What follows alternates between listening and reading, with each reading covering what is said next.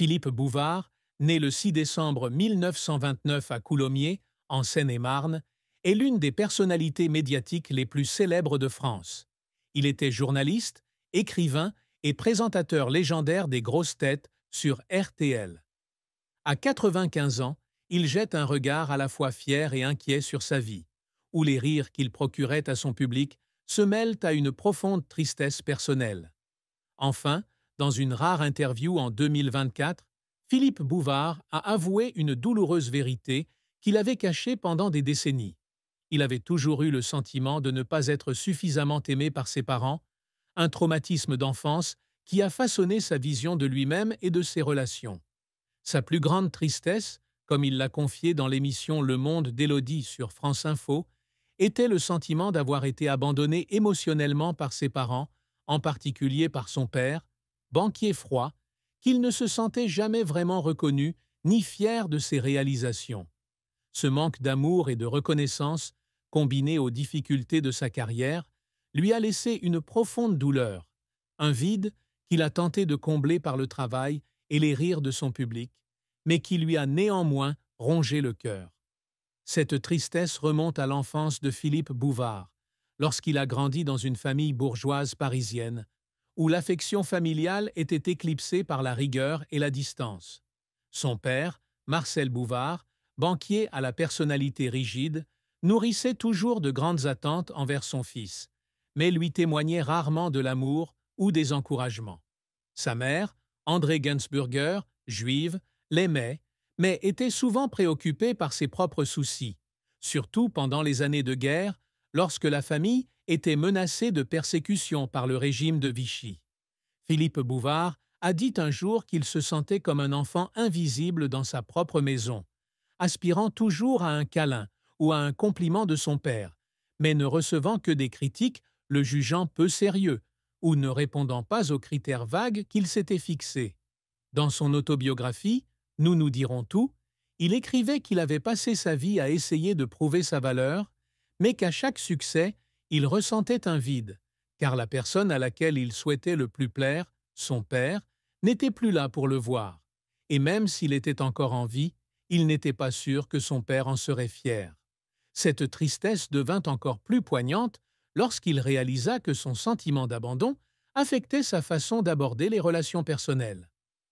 Bien qu'époux de Colette Sauvinet depuis 1953 et père de 2 filles, Anne et Dominique, il reconnaissait n'avoir pas toujours été un père ou un mari dévoué, poussé par son travail et sa peur de l'oubli. Il confia un jour qu'il y avait des moments où il regardait ses filles grandir et regrettait de ne pas avoir passé suffisamment de temps à les connaître et à les aimer véritablement comme il aurait aimé les aimer enfants.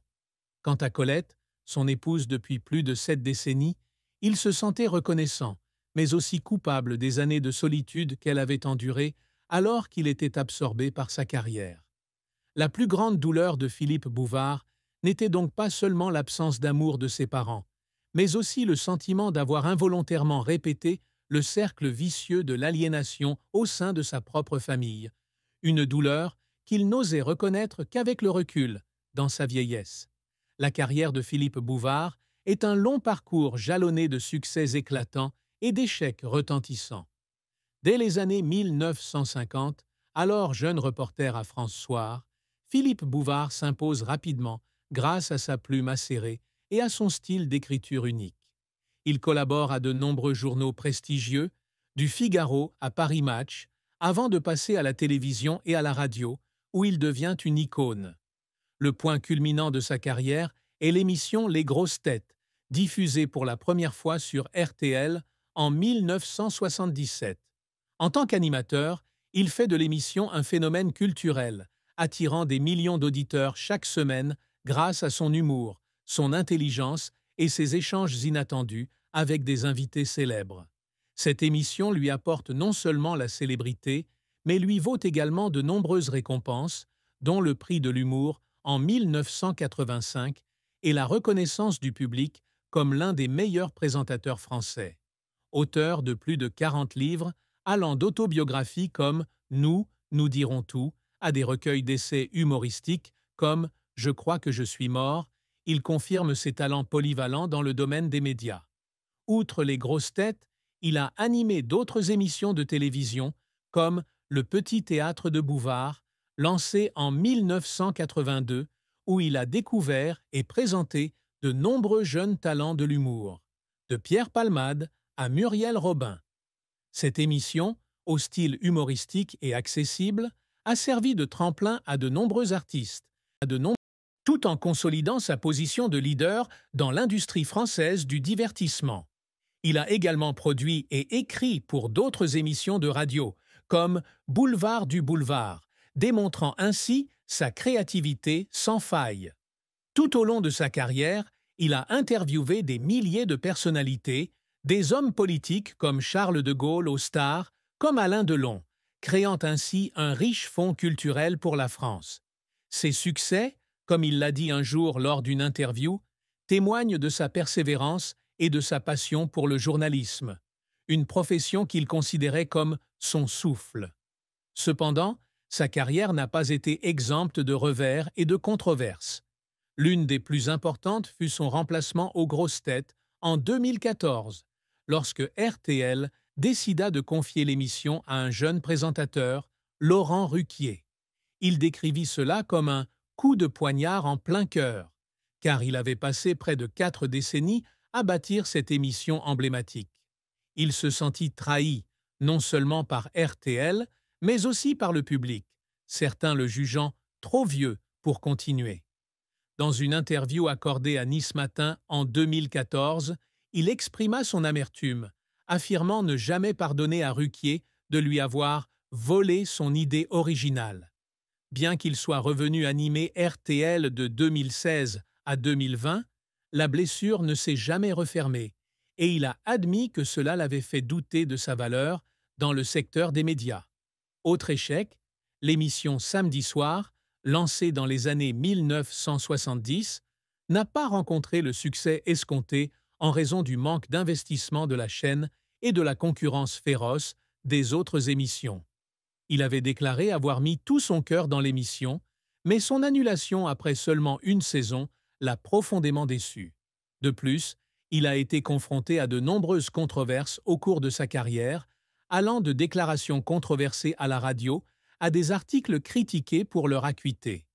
Un exemple marquant est sa confrontation avec Patrick Poivre d'Arvor dans l'émission Semaine critique en 2011, accusé d'avoir attaqué injustement la PPDA, ce qui a donné lieu à un long débat public dans la presse. Ces échecs et controverses, sans ébranler sa position, l'ont laissé confronté à des critiques et à des moments de doute. Les tentatives de Philippe Bouvard pour le faire pleurer sont souvent liées à des moments difficiles de sa carrière et de sa vie personnelle. À ses débuts de journaliste, il travaillait sans relâche, écrivant des dizaines d'articles par semaine pour un salaire de misère, dormant souvent sur un canapé dans les bureaux de France Soir. Il a confié avoir pleuré d'épuisement certaines nuits, se demandant s'il aurait la force de continuer à exercer un métier exigeant. Lorsqu'il a commencé à animer les grosses têtes, il a dû faire face à la pression de maintenir la fraîcheur de l'émission, tout en conservant humour et intelligence. Il a admis avoir pleuré lors de la préparation des premières diffusions, craignant que les téléspectateurs n'acceptent pas son style. Après son remplacement en 2014, il a sombré dans la dépression et, par moments, il restait seul dans son appartement parisien, écoutant de vieux enregistrements de l'émission et pleurant, rongé par le sentiment de perte.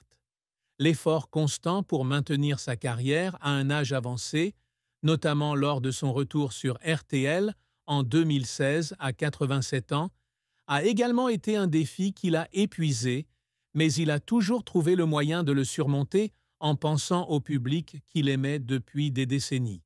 Les difficultés rencontrées par Philippe Bouvard dans sa vie ne provenaient pas seulement de sa carrière, mais aussi d'événements personnels et du contexte historique. Ayant grandi pendant la Seconde Guerre mondiale, il a été témoin de l'instabilité et de la peur que sa famille risquait d'être persécutée en raison des origines juives de sa mère. Il a un jour confié avoir vécu des années d'angoisse, craignant toujours que sa famille ne soit emmenée par la Gestapo. Ces expériences l'ont fait mûrir très tôt, mais lui ont aussi laissé un sentiment d'insécurité durable. Tout au long de sa carrière, il a dû faire face à une concurrence féroce dans le monde du journalisme et des médias, où il a souvent été comparé à des collègues comme Guy Lux ou Jean-Pierre Foucault. Maintenir sa popularité pendant plus de 7 décennies était un exploit, mais cela s'est accompagné de pressions et de critiques constantes de la part de ceux qui le jugeaient trop conservateur ou en décalage avec les temps modernes.